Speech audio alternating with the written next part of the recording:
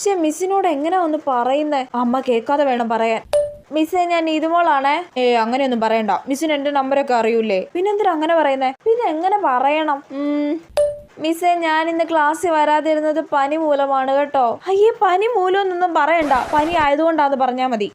മിസ്സേ, അങ്ങനല്ല മിസ്സേ, ഞാൻ ഇന്ന് വരാതിരുന്നത് പനി ആയോണ്ടാട്ടോ. അയ്യേ, ആയോണ്ടാട്ടോ എന്നൊന്നും പറയണ്ട. ഒരുമാതിരി കാമുകന് മെസ്സേജ് അയക്കുന്ന പോലെ. പനി ആയതുകൊണ്ടാ, അങ്ങനെ മതി. കുറച്ച് പനി പിടിച്ച പോലെ അഭിനയിച്ച് പറയാം. ഇടയ്ക്ക് ചുമച്ചാലോ? വേണ്ട മിസ്സേ. പിന്നെ ഈ പിന്നെയൊക്കെ എവിടുന്ന് വരുന്നോ എന്തോ. മിസ്സേ, ഞാനിന്ന് ക്ലാസ്സിൽ വരാതിരുന്നത്. നീ എവിടാ? അയ്യോ, അമ്മ വരുന്നുണ്ട്. കേട്ടോ എന്തോ? ഞാൻ ഇവിടെ ഉണ്ടമ്മേ. നീ ഇങ്ങോട്ടൊന്ന് വന്നേ. വരുവാ. വേഗം സ്പീഡിലയക്കാം, ഒന്നും നോക്കണ്ട. മിസ്സേ, ഞാനിന്ന് ക്ലാസ്സിൽ വരാതിരുന്നത് പനി ആയതുകൊണ്ടാണ്. അങ്ങനെ അയച്ച് ഇപ്പോഴൊരാശ്വാസമായത്. ഇനി ഇപ്പോഴൊന്നും വാട്സപ്പ് എടുക്കണ്ട, അതാ നല്ലത്. എന്റെ പൊന്നോ, ഒരു വോയിസ് അയക്കാൻ എന്തൊക്കെ കഷ്ടപ്പാടാണോ എന്തോ.